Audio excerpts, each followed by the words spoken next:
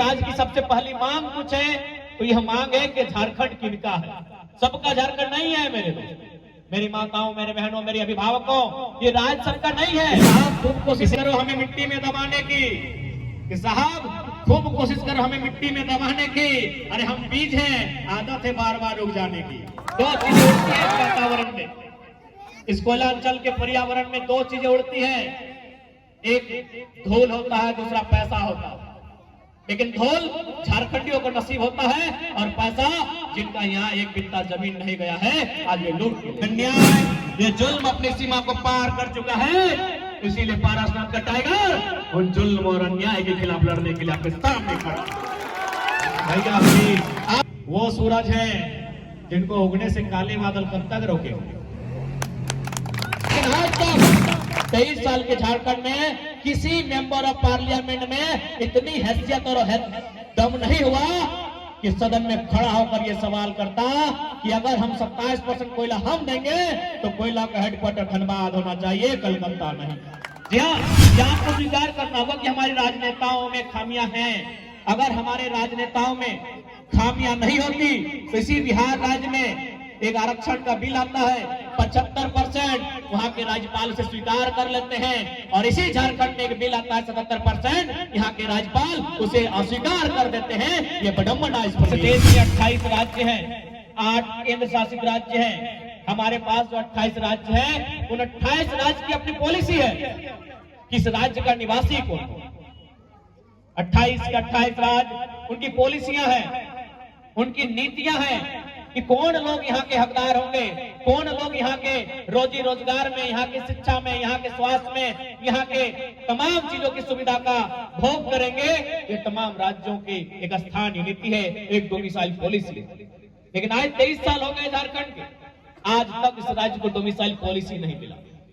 इस राज्य को अगर डोमिसाइल पॉलिसी मिलता है तो कभी 1985 वाला मिलता है और कभी ना मिलता है। ये दुर्भाग्य इस राज्य का, और इसी दुर्भाग्य के कारण आज इस राज्य की दशा है। तो आज यदि इस राज्य की सबसे पहली मांग कुछ है तो यह मांग है कि झारखंड किनका है। सबका झारखंड नहीं है मेरे दोस्त, मेरी माताओं, मेरे बहनों, मेरे अभिभावकों, ये राज्य सबका नहीं है। किसी का तमिलनाडु है, किसी का महाराष्ट्र है, किसी का गुजरात है, किसी का बंगाल है, किसी का बिहार है, सबका झारखंड नहीं है। ये झारखंडियों का झारखंड है। इसीलिए हमारी पहली लड़ाई स्थानीय, किस राज्य की स्थानीय नीति क्या होगी। स्थानीय नीति को तय करने वाले हमारे राजनेता होते हैं, हमारे विधायक होते हैं, हमारे सांसद दिल्ली में इसकी चर्चा करते हैं। लेकिन आज कहीं ना कहीं हमारे राजनेताओं में बहुत कमी है। आज आपको स्वीकार करना होगा कि हमारे राजनेताओं में कुछ प्रतिशत लोग होंगे बेबाक, ईमानदार, निष्ठावान होंगे, लेकिन अत्यधिक लोग कहीं ना कहीं अपने स्वार्थ के लिए राजनीति करते हैं, और उनके खामियों के कारण आज पूरा झारखंड अपनी पहचान के लिए तरस रहा है। जी हाँ, यह आपको स्वीकार करना होगा कि हमारे राजनेताओं में खामियां हैं।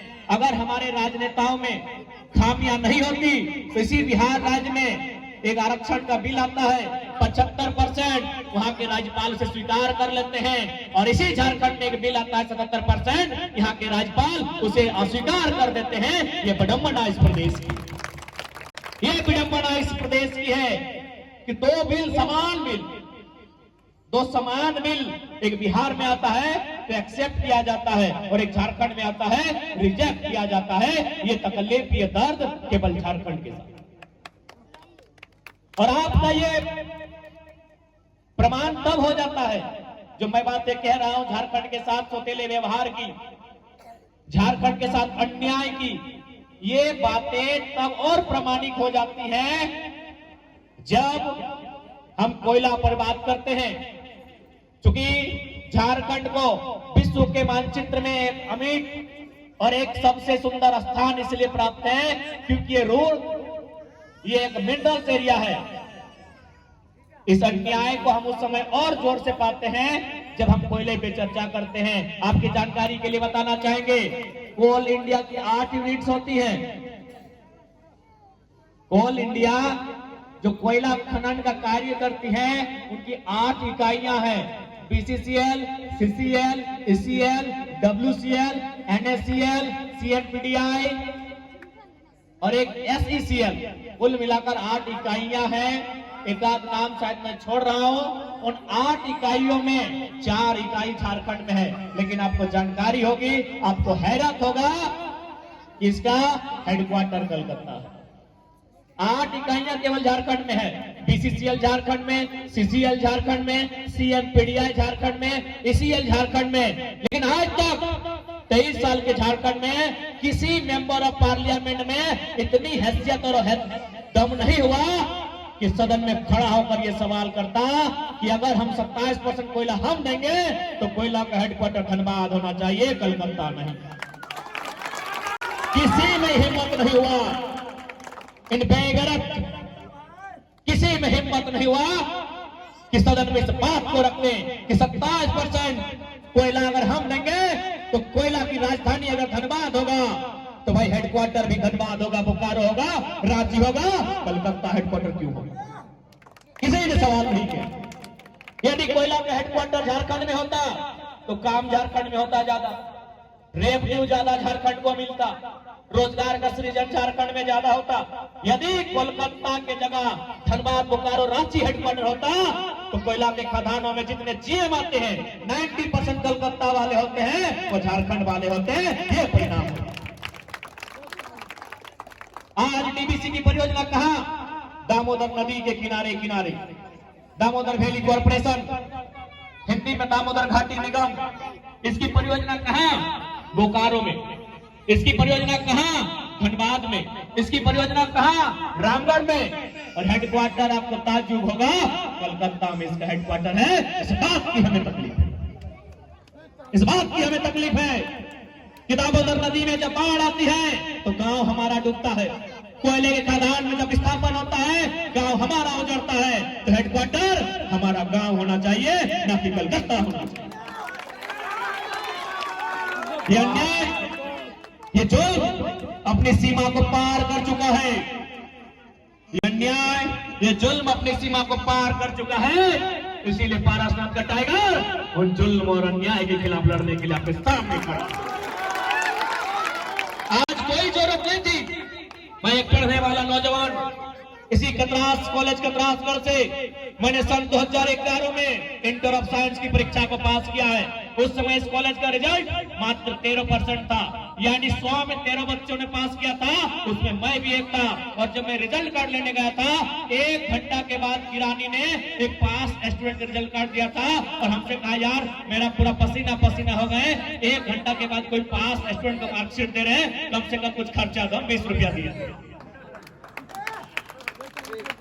इस 1 घंटा हम रिजल्ट बांटे, सब फेल वाला था।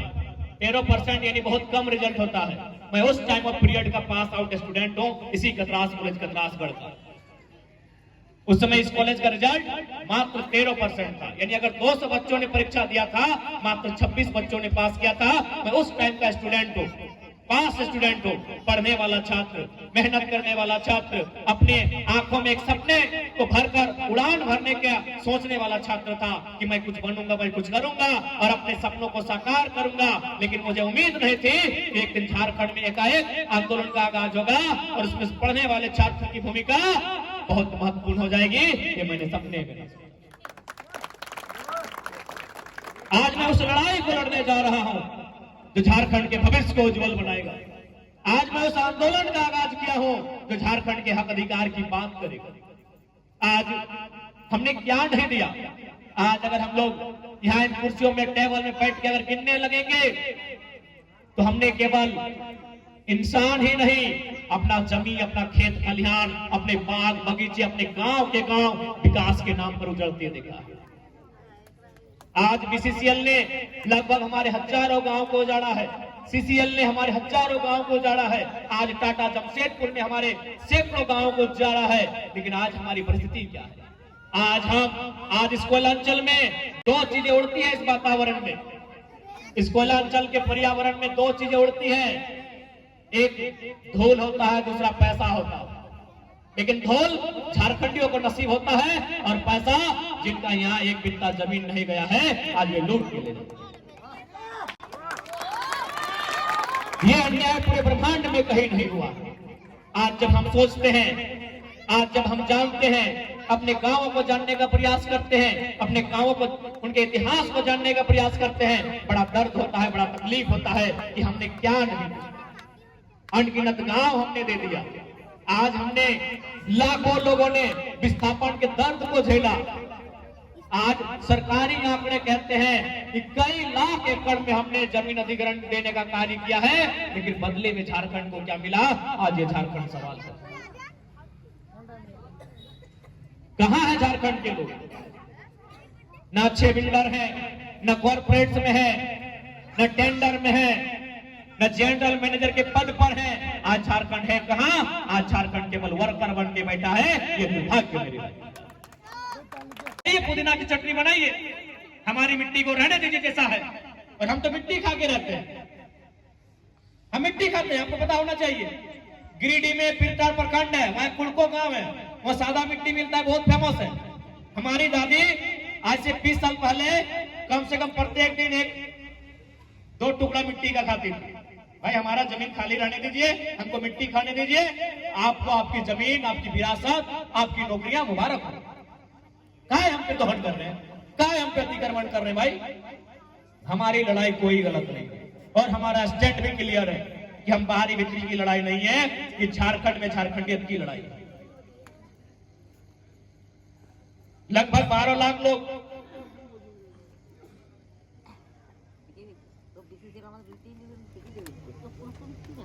लगभग 12 लाख लोग हमारे झारखंड के, महाराष्ट्र में, तमिलनाडु, गुजरात में रहते हैं। बिल्कुल आप रहिए, किसी ने मना नहीं किया है, लेकिन जो अधिकार होगा राज्य के नाते, उस पर हमारा अधिकार।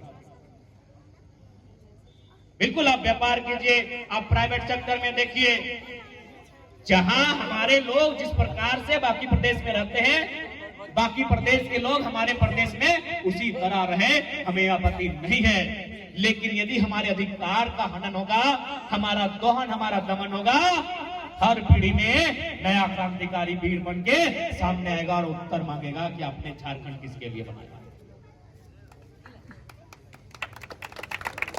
आज बताएंगे माननीय राज सिन्हा जी, माननीय पीएम सिंह जी, माननीय रविंद्र पांडे जी, क्या ये बताएंगे कि कोलियरी में इनका कितना बित्ता जमीन गया है, कितना इनका रैयती बाप दादा का जमीन क्या है? क्या बताएंगे? क्या ये बताएंगे कि जब झारखंड आंदोलन, अलग राज्य अपने चरम पर था, उस समय इन्होंने क्या योगदान दिया है इस राज्य में? अरे भाई क्या गलत सवाल है हमारा। कत्ल हमारा होगा, हमारे लहू से दामोदर की नदियां लाल होंगी, हमारे लहू से स्वर्ण रेखा और खरकई की नदियां लाल लाल होंगी, और यदि गैर राज्यों के लोग यहाँ माला माल होंगे, हम पलट के सवाल भी करेंगे और अपना हक भी मांगेंगे। ये राज्य अपने बना दिया है। आज कुछ दिन पहले एक पेपर के पढ़ने से आपने भी पढ़ा होगा कि अब जब पीसीसी की सड़क बनती है गांव में 100 फीट 150 फीट की, उसमें भी टेंडर लेने वाली यूपी बिहार, घाय रे मेरा झारखंड, आज हमारा सोना झारखंड। बस यही बात इनको चुभता है कि 23 साल में वो लड़का आया है जो लीडर कम टीचर ज्यादा है, पढ़ा देता है सब। हमें मानते हैं हमें लीडर की क्वालिटी बहुत कम है, हमें टीचर और लेक्चरर की क्वालिटी थोड़ा ज्यादा है। इसी बात की इनको तकलीफ है कि भाई लीडर होता तो चलता, लीडर होता तो झूठ सच बोलता, निकल जाता, 2-4 को आंदोलन में कूदता, नेता होता बनता, निकल जाता। ये बंदा टीचर है, ये सुकरात की तरह के एक बच्चे को तैयार कर रहा है। इस बात की इन्हें तकलीफ है। आज किसी गांव में हमारा कार्यक्रम होता है तो कभी विधायक के आदमी डिस्टर्ब करते हैं, कभी सांसद के आदमी डिस्टर्ब करते हैं। पता है उनका एक ही कहना है कि इसकी आवाज गांव के लोगों तक कानों में ना पड़े, इसकी आवाज में जान है। आज सबका यही कहना है कि इस लड़के की आवाज किसी के कान तक ना जाए, इसलिए हर कोई पाबंद करता है। लेकिन भैया हम भी वो सूरज हैं जिनको उगने से काले बादल कब तक रोकेंगे? ये काले बादल आखिर कब तक रोकेंगे? बेशक अभी समय आपका है, आप हमें दबाने की कोशिश करते हैं, दबाइए। पर क्या खूब किसी ने कहा है कि साहब खूब कोशिश करो हमें मिट्टी में दबाने की, कि साहब खूब कोशिश कर हमें मिट्टी में दबाने की। अरे हम बीज हैं, आदत है बार बार उग जाने की।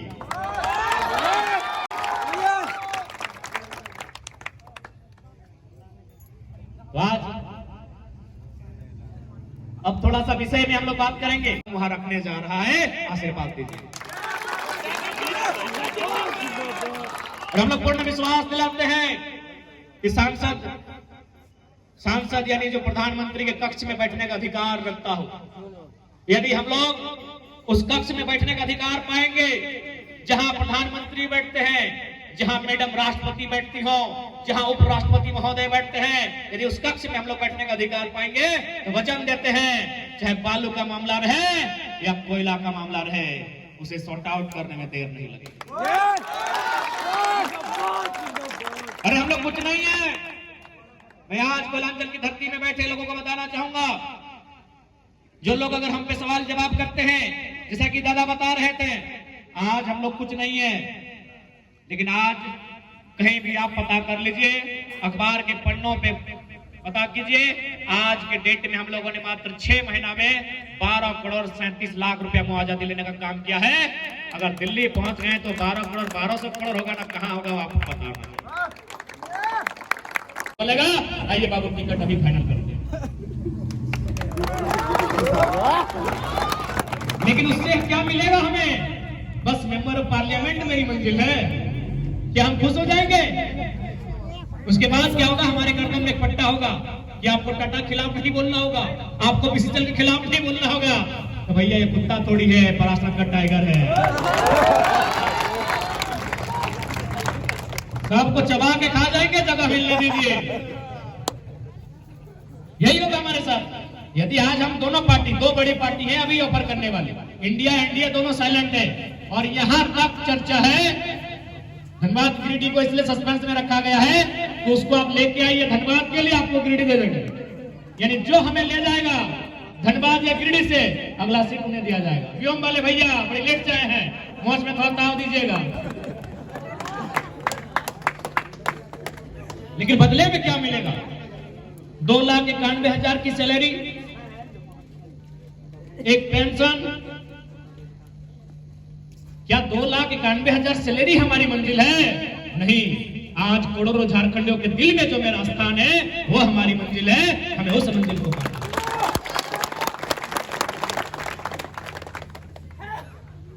इसलिए आज ये वैचारिक लड़ाई है, हमारी लड़ाई किसी राज्य से नहीं है।